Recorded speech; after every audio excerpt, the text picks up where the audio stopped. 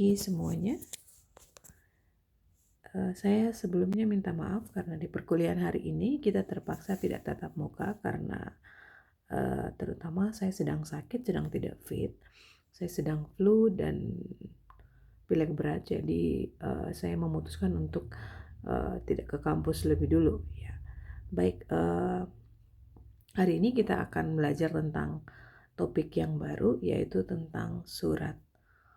Bisa rekan-rekan lihat di slide PPT, PowerPoint yang sudah ada di sebelah kiri saya. Ini juga bisa dilihat untuk lebih jelasnya di grup WA kita. Sudah saya bagikan di sana, bisa nanti dilihat. Ya. Sekarang kita akan lebih dulu membahas tentang pengetahuan dasar dari surat. Ya, pengetahuan dasar dari surat.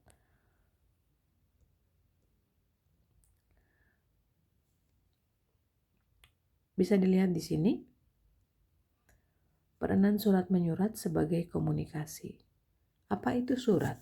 Atau untuk apa surat itu digunakan? Nah, di sini dijelaskan bahwa peranan surat menyurat adalah sebagai alat komunikasi. Karena surat menyurat adalah digunakan sebagai alat komunikasi, maka sudah jelas bahwa surat adalah sarana komunikasi tertentu untuk menyampaikan pesan atau informasi dari salah satu orang kepada orang lain, ya. Ya. Jadi surat itu adalah bentuk komunikasi yang dilakukan secara tertulis. Apa itu komunikasi? Komunikasi itu berbicara. Jadi kalau pada umumnya kita berbicara antar orang ke orang, di surat ini pembicaraan kita lakukan melalui tulisan. Ya, dilakukan melalui tulisan. Lalu yang berikutnya mari kita lihat, kita juga perlu mengetahui jenis-jenis surat atau macam-macam surat. Surat itu ada dua, yaitu surat tidak resmi seperti surat pribadi dan surat resmi atau surat dinas. Ya, surat resmi atau surat dinas. Bisa dilihat di sini. Surat resmi adalah surat yang ditulis oleh seseorang dan isinya menyangkut kepentingan pribadi seperti masalah dan persoalan-persoalan pribadi. Surat pribadi digunakan dalam berkomunikasi antar personal, yaitu contohnya antara orang tua ke anak atau sebaliknya, atau bisa juga dari pribadi ke perusahaan atau ke urusan kedinasan.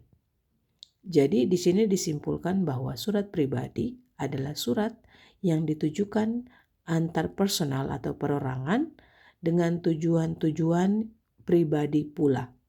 Jadi surat pribadi ini bisa ditulis oleh orang-orang yang tidak berkepentingan umum. Misalnya sudah dijelaskan tadi seperti dari anak ke orang tua atau sebaliknya dari orang tua ke anak, dan juga bisa juga dari seseorang yang ingin mengirimkan surat ke perusahaan atau urusan dinas. Berbeda dengan surat pribadi atau surat tidak resmi, kita juga punya jenis atau macam-macam surat yang kedua, yaitu surat resmi.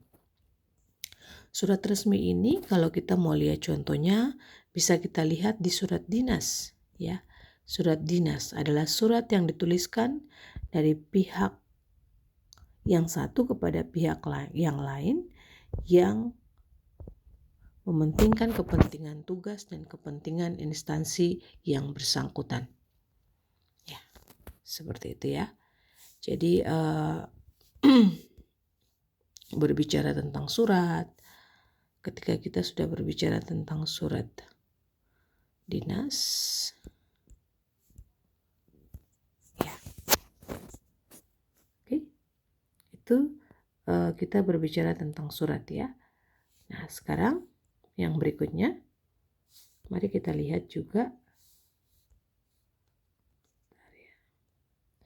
Setelah kita sudah tahu jenis-jenis surat, yaitu dua jenis surat, yaitu surat resmi dan tidak resmi. Yang berikutnya adalah kita mau lihat tentang kelebihan dari surat. Sudah dijelaskan di awal tadi bahwa surat digunakan sebagai alat komunikasi dalam bentuk tulisan. Maka jika rekan-rekan pikirkan dan cermati lebih jauh, pada zaman ini, pada era modernisasi seperti ini, ketika kita sudah terhubung lewat aplikasi WhatsApp atau aplikasi Facebook, aplikasi Instagram, dan berbagai macam aplikasi media sosial lainnya, maka secara langsung itu sudah mengurangi efisiensi kita dalam menulis surat atau mengirimkan surat sebagai media komunikasi. Nah, namun tentunya surat itu pada zaman ini masih tetap digunakan karena berbagai macam alasan tertentu. Di antaranya, surat dapat digunakan sebagai sarana yang dapat merekam informasi secara panjang lebar, secara terperinci, dan juga secara terus-menerus secara gamblang. Yang dimaksudkan di sini adalah meskipun sekarang kita bisa berkomunikasi melalui media online seperti WhatsApp, seperti Facebook dan berbagai halnya, namun yang perlu diingat adalah ketika kita berkomunikasi melalui surat, maka informasi itu bisa tersimpan rapi karena dia tertulis. Sehingga panjang lebarnya, terperinci itu detail ya. Terstruktur dari A sampai Z, dari awal sampai akhir. Dan secara gamblang, secara terus terang, secara terbuka. Jadi surat itu kenapa sampai sekarang orang masih memerlukan komunikasi melalui surat? Alasan yang pertama adalah dia merekam informasi secara panjang lebar, terperinci dan gamblang. Lalu yang berikutnya adalah surat itu bersifat praktis karena dapat menyimpan informasi yang tidak bisa disadap, yang tidak bisa diambil, yang tidak bisa dicuri informasinya oleh orang lain. Jadi bisa Anda bayangkan, kita membuat surat itu kita menulis, kita mengetik, lalu kita mengirimkan ke orangnya dalam bentuk hard copy, dalam bentuk kertas yang di print. Beda dengan kita berkomunikasi melalui WhatsApp. Jadi di sini media online, media surat, berkomunikasi melalui surat dianggap lebih praktis karena dapat menyimpan informasi dengan lebih baik, dalam artian tidak mudah disadap oleh orang lain. Yang berikutnya adalah kata-kata dan kalimatnya itu benar-benar sangat diperhatikan. Jadi kalimat-kalimat yang digunakan dalam surat itu adalah kalimat-kalimat yang benar-benar sesuai dengan tata bahasa Indonesia yang telah disempurnakan. Lalu yang berikutnya kita juga punya surat menyurat. Kelebihan dari komunikasi dengan surat adalah ekonomis. Apa itu ekonomis? Biaya pembuatan dan pengiriman surat itu murah. Ya, kalau kita mau berkomunikasi dengan bantuan media sosial, kita perlu uang untuk membeli paket data. Berbeda halnya dengan surat begitu ekonomis. Kita cuma perlu 1 lembar kertas atau lebih dari itu, misalnya 2-3 lembar kertas. Kemudian kita cuma butuh tinta, lalu kita bisa mengirimkan mengirimkan surat kepada rekanan kita. Yang berikut adalah surat lebih memasyarakat. Kenapa lebih memasyarakat? Semua orang itu bisa menulis surat. Ya. Jadi sama kalau muncul pertanyaan loh, bukannya kalau WA itu juga lebih bermasyarakat dan modern? Ya betul. Tapi kalau kita mau lihat perkembangannya sejak awal itu orang atau yang lebih awal itu surat, bukan WA dan sebagainya. Yang berikutnya lagi alat-alat atau perlengkapan surat menyurat. Alat-alat yang dibutuhkan untuk menulis surat itu mudah diperoleh, ya. Itu. Oke. Lalu yang berikut kita lihat, kalau kita sudah tahu apa itu surat, apa itu jenis-jenis surat, dan mengapa sampai sekarang orang memilih untuk tetap berkomunikasi melalui surat, yang berikutnya yang patut kita ketahui adalah tentang kriteria surat yang baik, kriteria surat yang benar. Yang pertama, surat itu ditulis dalam bentuk yang menarik. Jadi begini, lihat dulu pertama, surat yang digunakan apakah itu surat resmi atau surat tidak resmi. Lalu disesuaikan dengan bentuknya. Jika Anda menulis surat pribadi atau surat tidak resmi, bentuknya bisa Anda tentukan sendiri, mau ditaruh gambar-gambar di sana, penulisannya mau dari kiri ke kanan atau dari konsepnya adalah format rata tengah, rata kiri atau rata kanan, itu bebas. Tapi jika Anda menulis surat yang bertujuan atau ditujukan kepada instansi tertentu, maka Anda wajib memperhatikan bentuknya. Jangan terlalu banyak warna di sana. Pakailah satu warna, tetapi harus sesuai dengan aturan surat menyurat. Setelah Anda sudah melihat bentuknya, yang berikut adalah tentukan maksud dan tujuan Anda. Misalnya Anda mau menulis surat untuk meminta proposal kepada Pemda misalnya. Maka Anda sudah harus tahu Anda akan mengirim surat ini kepada instansi, berarti jenis surat yang Anda pakai adalah surat resmi. Nah, ketika Anda sudah tahu maksud dan tujuannya, misalnya mengirimkannya kepada Pemda dengan tujuan meminta bantuan dana untuk skripsi. Nah, lalu yang berikutnya adalah ketika Anda menulis surat, perhatikan bahasa yang Anda gunakan. Bahasa yang digunakan harus bahasa yang baik dan benar, susunan kata maupun paragrafnya harus diatur rapi. Dan yang paling penting adalah bahasa yang Anda gunakan harus mudah dimengerti oleh pembaca. Nah, ini harus disesuaikan dengan kemampuan Anda dalam menulis, dalam menguasai bahasa Indonesia yang baik dan benar. Yang berikutnya adalah pemahaman bahasa sesuai dengan kemampuan penerima. Jadi disesuaikan. Ada orang-orang yang menerima surat lalu tidak bisa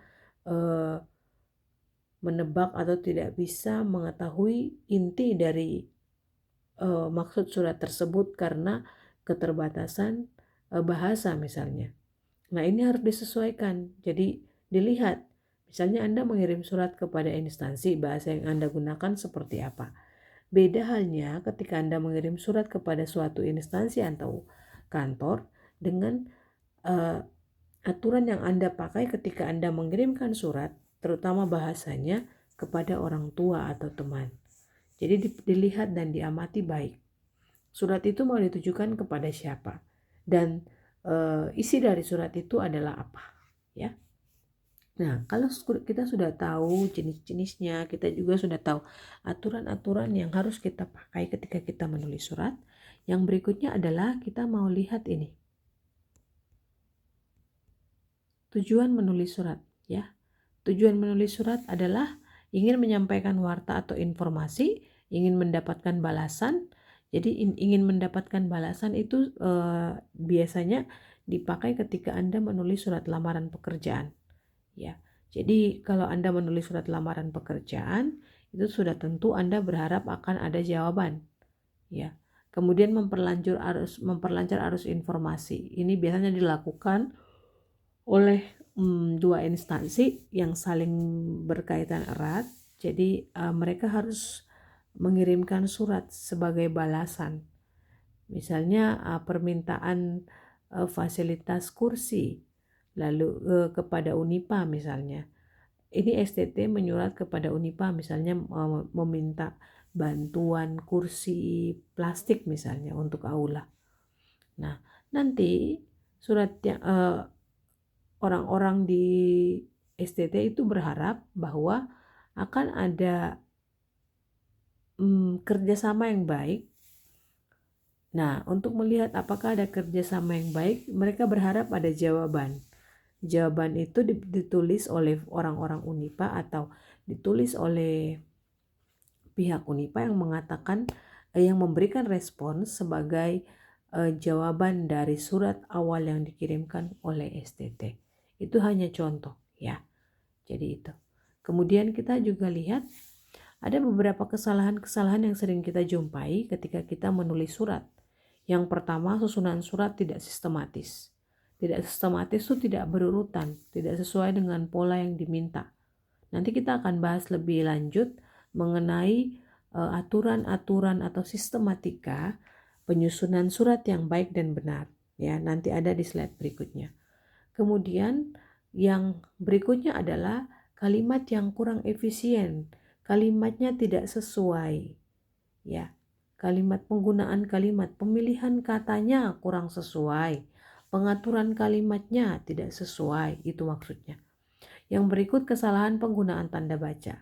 Ini sering sekali terjadi. Jadi rekan-rekan harap bisa jeli ya di sini, lebih berkonsentrasi, lebih fokus pada tanda baca. Biasanya dalam surat resmi itu yang digunakan tanda baca paling umum adalah koma, titik dua, dan titik. Ya, jarang ada tanda tanya. Jadi diperhatikan, tanda tanya itu biasanya hanya berlaku pada hampir keseluruhan berlaku atau sering dipakai di konsep surat pribadi atau surat tidak resmi. Kemudian penulisan yang tidak sesuai dengan ejaan yang disempurnakan. Ini selalu menjadi problematika atau masalah yang sangat signifikan dalam menulis surat. Makanya paling penting lagi Anda lihat, Anda mau menulis surat dengan jenis yang mana? Apakah surat resmi atau surat tidak resmi?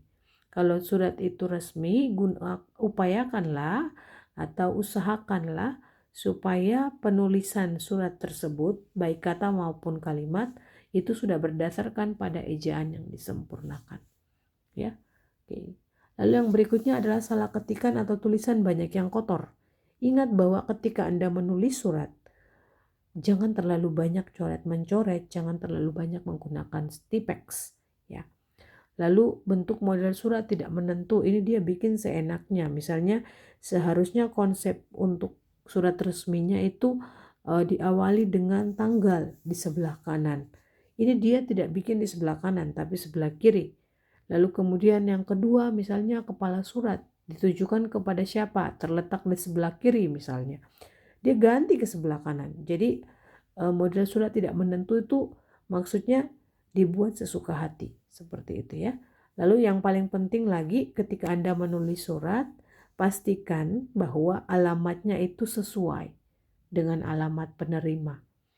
Jangan sampai Anda salah menuliskan alamat sehingga surat itu tidak sampai kepada penerimanya. Nah, ini fungsi surat sudah tadi ya, kita sudah bahas di awal bahwa surat itu sebagai bentuk komunikasi. Ya. Sekarang kita mau lihat yang berikut, bentuk dan bagian surat ya. Nah, ini. Bentuk dan bagian surat. Yang pertama,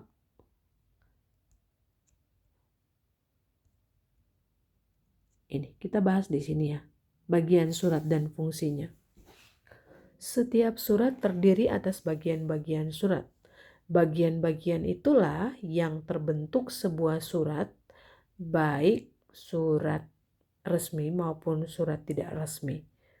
Nah, berikut ini adalah bagian-bagian surat pada umumnya.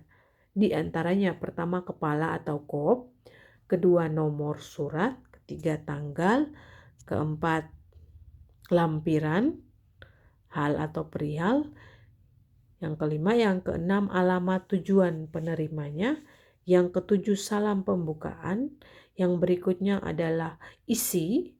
Setelah isi kita punya salam penutup, lalu diikuti dengan nama organisasi atau unit yang mengeluarkannya, lalu yang berikut adalah jabatan penanda tangan. Ya, itu. Oke, jabatan penanda tangan. Nah, kalau kita sudah tahu bagian-bagian surat, sekarang kita lihat yang berikutnya.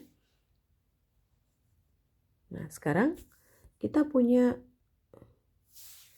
kita punya kepala. Yang bagian pertama tadi ya, bagian surat yang pertama adalah kepala atau kop surat. Nah, yang dimaksudkan dengan kepala atau kop surat di sini adalah surat resmi itu umumnya ditulis pada kertas yang memakai kepala atau kop surat. Biasanya kepala atau kop surat disusun dengan tata letak yang menarik, terutama kepala surat perusahaan. Hal-hal yang tercantum dalam kepala atau kop surat adalah nama organisasi atau lembaga, alamat kantor pusat, kantor cabang, nomor telepon, nomor fax, nomor kotak pos, alamat kawat, lambang atau logo. Kemudian khusus untuk surat perusahaan, kepala surat biasanya memuat macam usaha bidang kegiatan dan nama bankir sebagai referensi. Nah, kepala kop atau surat berguna untuk identitas organisasi, mengetahui nama dan alamat kantor, memberi informasi atau keterangan tentang organisasi dan alamat promosi atau bagian. Kop atau kepala surat hanya dipakai untuk kepentingan dinas dan tidak dipakai untuk kepentingan pribadi. Ini kalau Anda lihat dalam surat-surat biasanya, misalnya surat-surat resmi ya, surat yang dikirim melalui STT misalnya. Sebelum dia masuk kepada inti dari surat itu, di atasnya itu pasti ada kop surat. Kop surat itu misalnya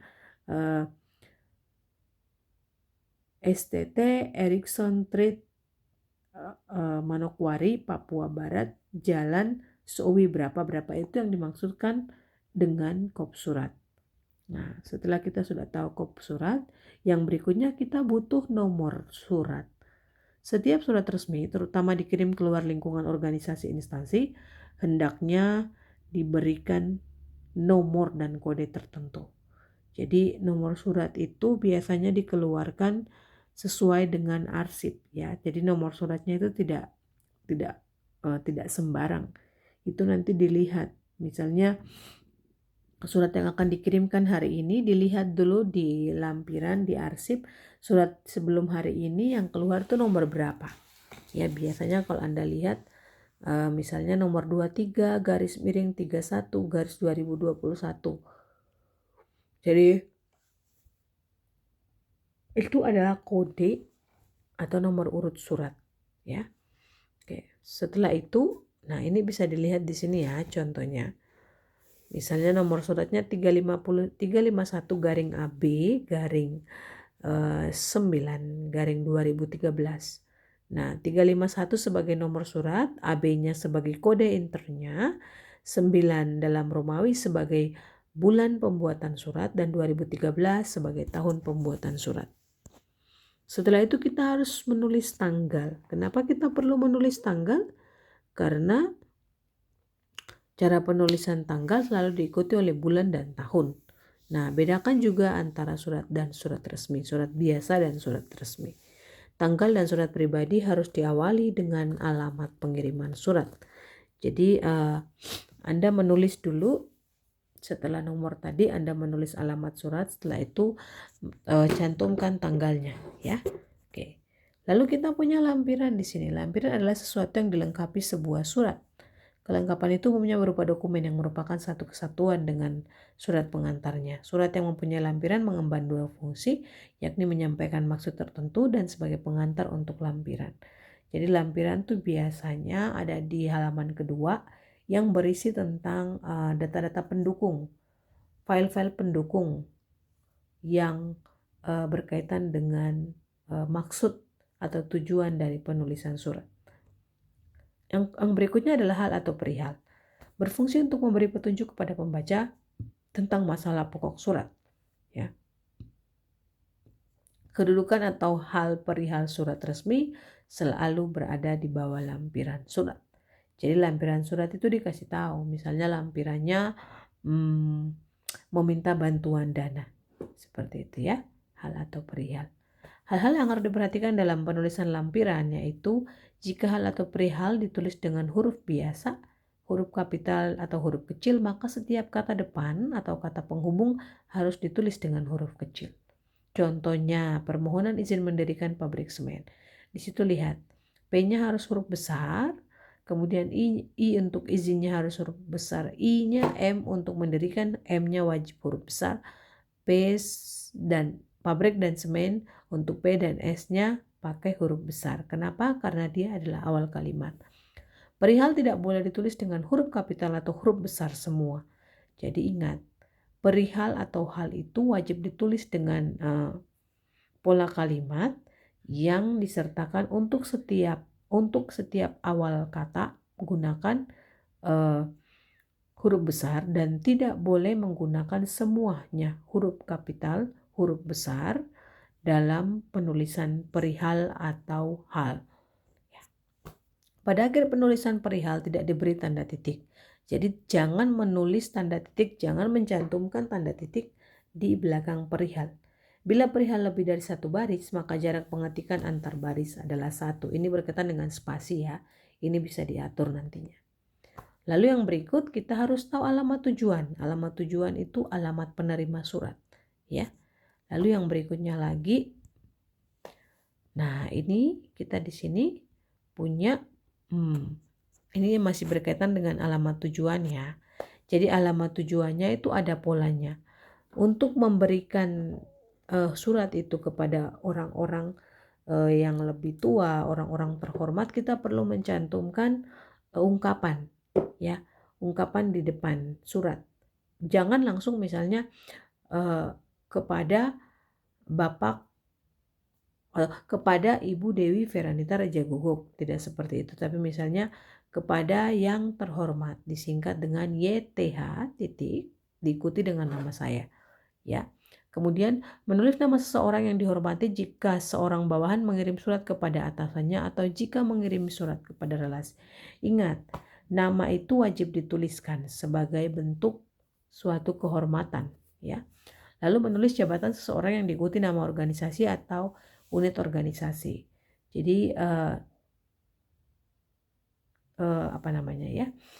Titelnya orang. Jadi misalnya kita dosen, misalnya Magister Pendidikan M.PD, itu wajib dituliskan. Jangan hanya mencantumkan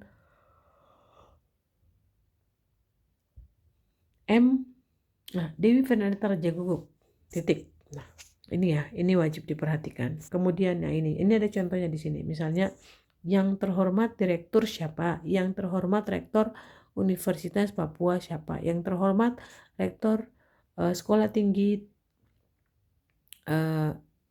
Teologi Erikson Trade. Ya, siapa namanya, nama Bapak di sini. Tetapi jika Anda menulis nama organisasi, maka ungkapan yang terhormat tidak dipakai. Contohnya PT Andika Sanjana, Jalan Pemuda 53 Manokwari, Papua Barat dan sebagainya. Itu untuk yang memakai organisasi tidak perlu menambahkan yang terhormat, ya. Pada akhir setiap baris termasuk baris akhir, nama kota daerah tidak diberi tanda titik kecuali ada singkatan. Yang berikutnya salam pembukaan hanya dipakai dalam surat berperihal. Apa itu contoh salam pembukaan? Misalnya shalom, selamat pagi, ya. Tapi untuk surat-surat resmi biasanya mereka pakai dengan hormat, ya. Contoh salam pembukanya itu dengan hormat. Di sini contohnya misalnya. Beberapa contoh salam pembuka pada surat resmi, Bapak atau Pak, titik-titik ini diisi nama orangnya ya, yang terhormat, atau misalnya saudara Amones yang saya atau kami hormati, salam sejahtera, assalamualaikum dan sebagainya, ya. Itu. Lalu yang berikutnya adalah isi surat. Isi surat di sini terdiri atas alinea, paragraf pembuka, paragraf transisi dan paragraf penutup.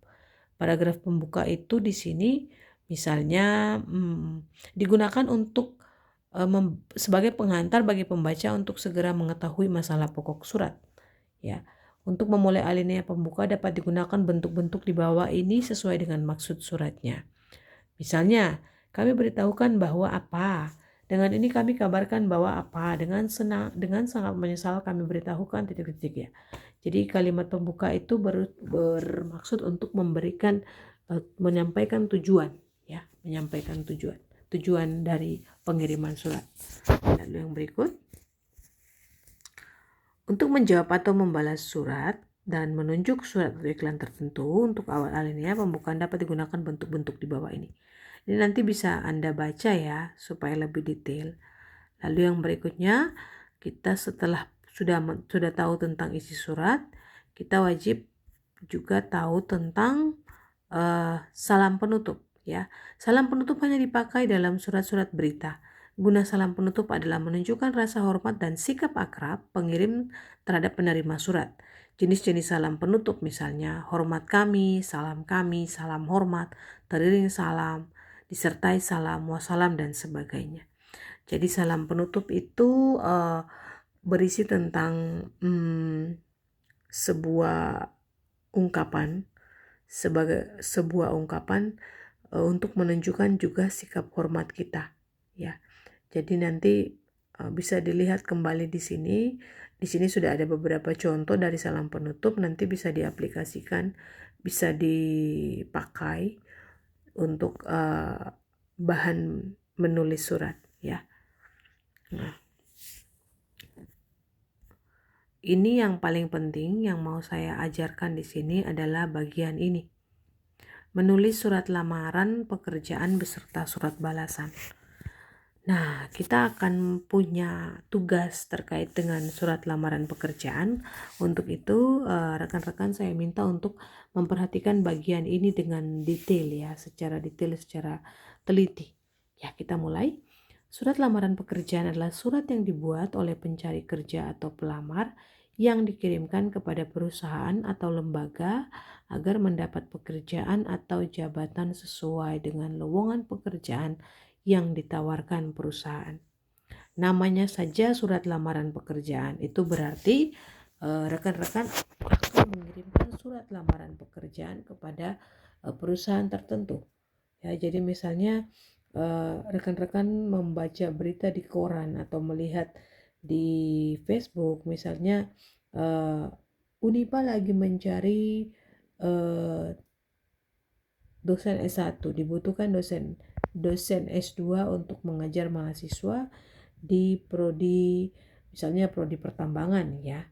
Nah itu, jadi ketika Anda sudah tahu ada informasi itu, Anda akan langsung membuat surat lamaran. Di sini kita lihat unsur-unsur dalam surat lamaran pekerjaan adalah yang pertama, tempat dan tanggal penulisan surat, yang kedua lampiran dan hal, yang ketiga alamat surat. Alamat surat ini dikirim karena suratnya diminta, karena yang meminta pekerjaan adalah orang Unipa, maka dikirimkan kepada Unipa.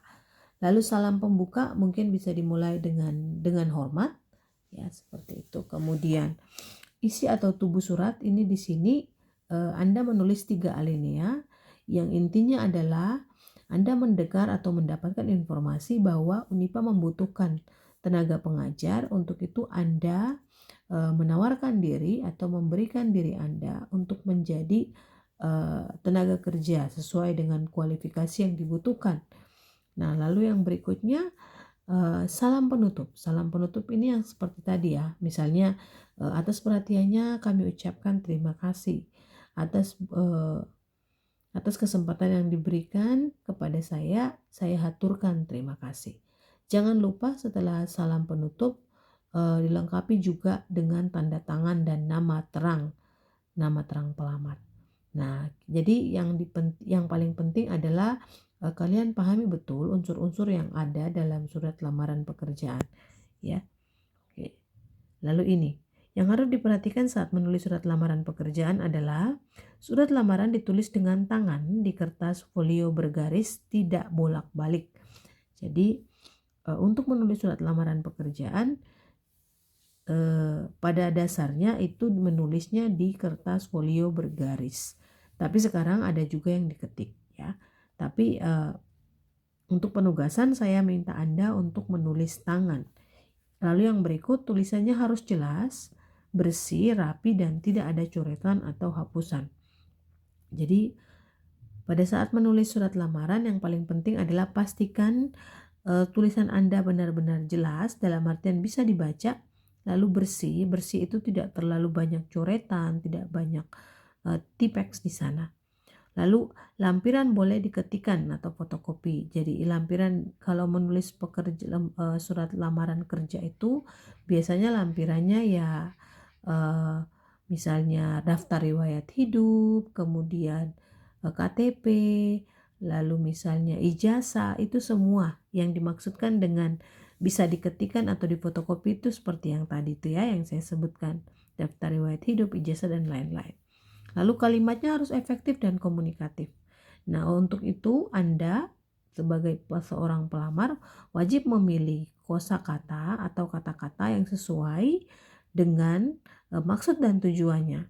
Jangan tujuannya adalah meminta kesediaan untuk memberikan pekerjaan kepada Anda, tapi bahasa yang digunakan adalah bahasa yang tidak sesuai. Jadi perhatikan ketika Anda menulis surat lamaran kerja, yang paling penting adalah perhatikan bahasa yang digunakan. Pelamar menyebutkan diri dengan kata ganti saya, bukan aku atau kami, dan menyebut pimpinan pejabat instansi dengan sebutan Bapak Ibu, bukan saudara-saudari. Jadi ini diperhatikan. Ketika Anda menulis surat, untuk isi suratnya menyebutkan identitas rekan-rekan, gunakan kata saya, bukan aku atau kami. Itu dilarang, aku dan kami tidak boleh ada. Lalu untuk tujuan dari surat tersebut, ditujukannya untuk penulisannya sebutkan bapak atau ibu, bukan saudara atau saudari. Ya. Lalu ini sudah ada contoh surat pembukaan lamaran pekerjaan. Bisa di sana membaca iklan Bapak Ibu yang dimuat di mana, misalnya di Kompas TV atau di Facebook pada tanggal berapa. Nah ini ya, ini adalah beberapa pilihan kalimat yang bisa Anda gunakan sebagai pengantar dalam surat lamaran pekerjaan. Lalu ini yang paling penting juga, ini adalah format dari surat balasan lamaran pekerjaan.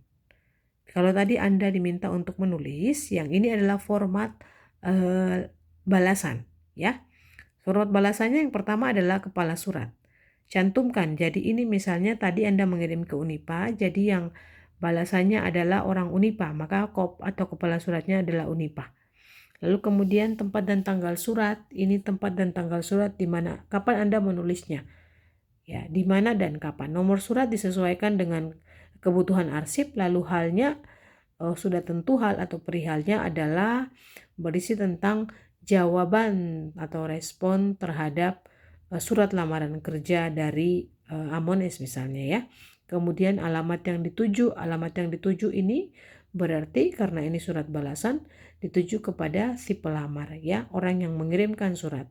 Salam pembuka tetap dengan hormat atau bisa juga dengan shalom dan kata-kata lain yang lebih resmi. Paragraf isi perhatikan, ini karena halnya adalah menjawab surat lamaran kerja, maka bisa dilihat, bisa diamati dengan baik pilihan kata-kata yang akan digunakan di bagian isi. Lalu salam penutup di sini bisa juga yang tadi sudah saya sampaikan, misalnya sekian dan terima kasih, atau atas kebijaksanaannya kami ucapkan terima kasih, seperti itu. Lalu setelah itu tanda tangan dan nama jelas. Ya, oke. Hari ini kita sudah membahas tentang surat. Nanti bisa rekan-rekan lihat kembali yang lebih jelasnya. Kalau mau ini bisa mendengarkan video saya, atau bisa juga jika rekan-rekan masih tertarik untuk membaca lebih detail, bisa membacanya bisa mengambil filenya, ada di grup WA sudah saya sebar di sana. Nanti bisa rekan-rekan lihat di sana dan lalu dipelajari dengan baik lagi di rumah. Ini saya kirimkan, dan jika ada pertanyaan bisa bertanya langsung ke grup WA, atau bisa juga Anda simpan, nanti ketemu dengan saya minggu depan. Mudah-mudahan saya sudah sehat kembali, sudah tidak flu berat lagi, dan kita bisa ketemu di STT ya. Jangan lupa nanti untuk minggu depan akan saya berikan tugas terkait ini. Jadi Bapak Ibu diminta untuk rekan-rekan saya minta untuk menyiapkan salah satu kertas HPS, kertas folio bergaris dan pena ya. Baik, saya kira sekian dulu materi yang saya berikan hari ini. Terima kasih atas semua perhatiannya. Salam sehat dan Tuhan memberkati kita semuanya. Shalom.